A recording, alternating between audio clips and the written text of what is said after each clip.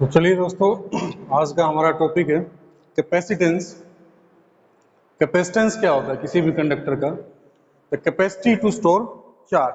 Charge को store करने की जो कैपेसिटी है उसको हम बोल देते हैं कैपेसिटेंस। ठीक है। जैसे हमारे पास मान लीजिए कि कोई भी एक कंडक्टर है, ठीक है। इसको हमने कंडक्टर को चार्ज दिया, क्यू चार्ज दिया। ये कंडक्टर है, सपोज इसको आपने प्लस क्यू चार्ज दिया, आर इसका रेडियस है, स्फेरिकल कंडक्टर मान लेते हैं। तो कितना पोटेंशियल जनरेट होगा? पोटेंशियल विल बी के क्यू डिवाइड बाय आर। ये पोटेंशियल का फॉर्मूला होता है। तो आप जितना ज्यादा चार्ज देते जाओगे पोटेंशियल इंक्रीज होता जाएगा। ठीक है। तो लेकिन चार्ज को एक्सेप्ट करने की एक कैपेसिटी होती है। चार्जिंग और डिस्चार्जिंग ये पैरेलल प्रोसेसेस हैं जो साथ साथ चलती हैं। तो स्टार्टिंग में जैसे रेट ऑफ चार्जिंग ज़्यादा होगा और रेट ऑफ डिस्चार्जिंग कम होगा तो बॉडी चार्ज अप होती जाएगी। फिर एक स्टेज आने के बाद बॉडी जो है और ज़्यादा चार्ज एक्सेप्ट नहीं करेगी, यानी कि रेट ऑफ चार्जिंग और रेट ऑफ डिस्चार्जिंग दोनों क्या हो चुका है? सेम। आप उसमें और जितना डालोगे उतना ही वो डिस्चार्ज होता जाएगा, सराउंडिंग्स में एस्केप हो जाएगा। जैसे कि ग्लास है, ग्लास को आपने ऊपर तक पानी से भर दिया, अब अगर आप इसमें और पानी डालोगे तो क्या होगा? तो पानी बाहर गिरेगा। तो उसी टाइप से चार्ज जब आप किसी कंडक्टर को देते हो तो एक लिमिट तक वो चार्ज को एक्सेप्ट करता है, उसके बाद वो चार्ज को एक्सेप्ट नहीं करता है। ठीक है। तो पोटेंशियल जो जनरेट होता है वो डायरेक्टली प्रोपोर्शनल होता है charge given to the conductor. ठीक है। We know that potential generated is directly proportional to the charge given to conductor. Conductor को जो भी चार्ज आप दोगे उसके डायरेक्टली प्रोपोर्शनल होगा जो भी पोटेंशियल जनरेट होगा। ठीक है। This implies V is directly proportional to Q और Q is directly proportional to V। ठीक है। तो this implies Q is equal to एक प्रोपोर्शनलिटी कांस्टेंट आएगा यहाँ पर C into V। Here C, ये जो C है इसको बोल देते हैं हम लोग कैपेसिटेंस। इसको क्या बोलते हैं? कैपेसिटेंस। ये कैपेसिटेंस होता है, प्रोपोर्शनलिटी कांस्टेंट। तो C जो है वो न्यूमेरिकली किसके इक्वल होगा? V को उधर ले जाएंगे, it is equal to Q over V। तो numerically capacitance of conductor is defined as ratio of charge given to conductor to potential generated. Hence capacitance is defined as ratio of charge given to conductor to potential generated। तो इसके ratio को हम लोग बोल देते हैं capacitance. ठीक है। तो कैपेसिटेंस के जो एसआई यूनिट है वो क्या होंगे? SI unit of capacitance C, SI unit इसके होते हैं फेरेड।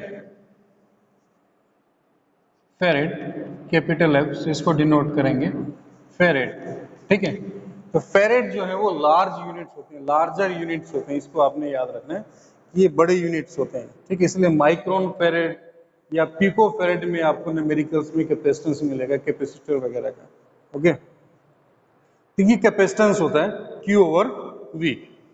तो यहां से आप देख सकते हो कि Q और V एक दूसरे के डायरेक्टली प्रोपोर्शनल हैं। तो अगर हम Q और V में ग्राफ प्लॉट करें तो ग्राफ जो कैसा आना चाहिए? If we plot a graph between Q and V, graph should be like this. Graph कैसा आएगा? Straight line. ग्राफ कैसा आएगा? स्ट्रेट। दो चीजें एक दूसरे के डायरेक्टली प्रोपोर्शनल हो तो ग्राफ स्ट्रेट लाइन होता है इसमें। अच्छा, इस ग्राफ का स्लोप आपको क्या देगा? अगर आप इस ग्राफ का स्लोप फाइंड आउट करो तो इस ग्राफ का स्लोप आपको क्या देगा उसको समझ सकते हो। स्लोप होता है tangent theta. Tangent theta that is perpendicular by base, वो आपके पास Q ओवर V बन जाएगा। तो यहाँ पर इसका जो स्लोप है वो आपको कैपेसिटेंस की वैल्यू देगा। इस ग्राफ का जो स्लोप है वो आपको किसकी वैल्यू देगा? कैपेसिटेंस की। इसको आपने याद रखना है, ठीक है। इस पर क्वेश्चन कैसे आ सकता है, जैसे मान लीजिए कि एक और ग्राफ दे दिया मैंने आपको, मैंने बोल दिया कि हमारे पास दो कंडक्टर हैं, एक ए और एक बी, बताओ किसका कैपेसिटेंस ज्यादा है, तो जिसका स्लोप ज्यादा होगा उसका कैपेसिटेंस ज्यादा, तो बी का स्लोप ए से ज्यादा है, इसलिए बी का कैपेसिटेंस ए से ज्यादा होगा, ठीक है। इस टाइप से आप ये क्वेश्चन जो है वो सोल्व कर सकते हो। अब हम कैपेसिटेंस फाइंड आउट करते हैं एक स्फेरिकल कंडक्टर का, कैपेसिटेंस ऑफ स्फेरिकल कंडक्टर, देखते हैं कि उसका कैपेसिटेंस कितना आएगा।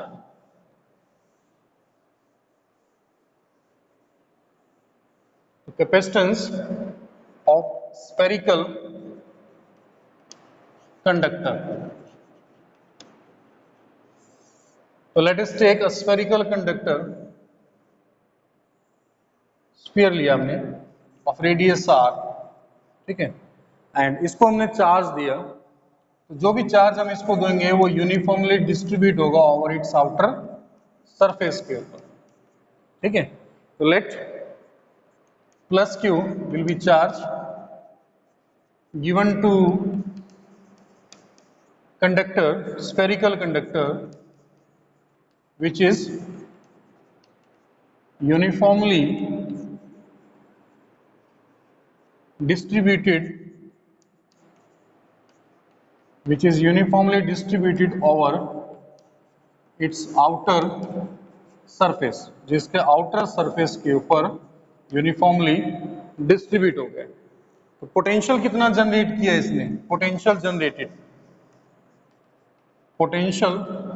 जनरेटेड, तो वी नो दैट कि एक स्फेरिकल कंडक्टर जो है it behaves like a point charge की, जैसे उसको एज्यूम कर सकते हैं कि सारा चार्ज सेंटर पर कॉन्सेंट्रेट करता है, तो जो पोटेंशियल हम फाइंड आउट करेंगे वो पोटेंशियल कितना होगा, plus K Q divide by small R, और कंडक्टर के अंदर इलेक्ट्रिक फील्ड जीरो होती है, इसीलिए पोटेंशियल हर पॉइंट पर कांस्टेंट होता है और कितना होगा, जितना सरफेस के ऊपर होगा, के क्यू डिवाइड बाय आर, ये पोटेंशियल जनरेट हुआ। अब कैपेसिटेंस का फॉर्मूला बताया था आपको, Q over V, charge upon potential, charge कितना गिवन है, Q, पोटेंशियल ये, इसकी वैल्यू पुट कर देंगे, दैट इज के क्यू डिवाइड बाय आर, तो Q से Q कैंसिल हो जाएगा, तो चार्ज हमारे पास जो चार्ज था स्फेरिकल कंडक्टर के ऊपर वो प्लस Q, और electric potential V is equal to हमारे पास था K Q divide by small R, capacitance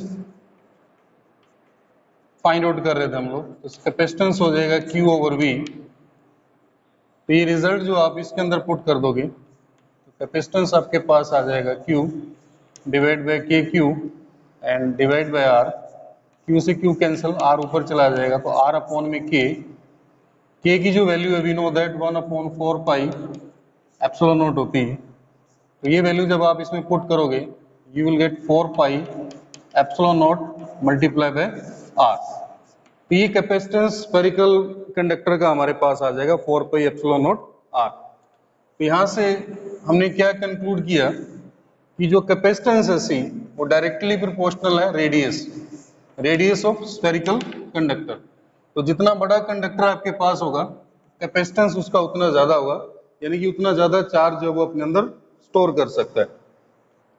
यहां पर एक इंपॉर्टेंट पॉइंट हम डिस्कस करते हैं कि हम एक ऐसे स्फीयर का रेडियस निकालना चाहते हैं जिसका कैपेसिटेंस जस्ट 1 फेरेड होगा, ठीक है, तो कैपेसिटेंस हम लोग ले रहे हैं 1 फेरेड और हम लोग रेडियस फाइंड आउट करना चाहते हैं स्फेरिकल कंडक्टर का जिसका कैपेसिटेंस सिर्फ 1 फेरेड है। तो हमारे पास रिलेशन यह था C is equal to 4 pi epsilon naught and multiply by R, C की वैल्यू क्या है हमारे पास 1, you will get 4 pi epsilon naught R, यहाँ से आप R कैलकुलेट करोगे तो R will be 1/4 pi epsilon naught, और 1/4 पाई एप्सिलॉन नॉट की वैल्यू होती है 9 मल्टीप्लाई बाय 10⁹ मीटर, ऐसा यूनिट्स में। तो इतना बड़ा रेडियस का स्फेरिकल कंडक्टर अगर आपके पास होगा तभी उसका कैपेसिटेंस कितना होगा 1 फेरेड, ठीक है। और अर्थ का जो अगर हम रेडियस देखें तो of the order of 10⁶ metre होता है, ये अर्थ का रेडियस होता है, यानी कि अर्थ से भी बड़ा स्फेरिकल कंडक्टर चाहिए तभी उसका कैपेसिटेंस कितना बनेगा 1 फेरेड। तो यहाँ से हमने क्या कंक्लूड किया कि जो फेरेड जो है वो काफी बड़े यूनिट्स हैं कैपेसिटेंस की, तो इसलिए हम लोग स्मॉल यूनिट्स यूज करते हैं।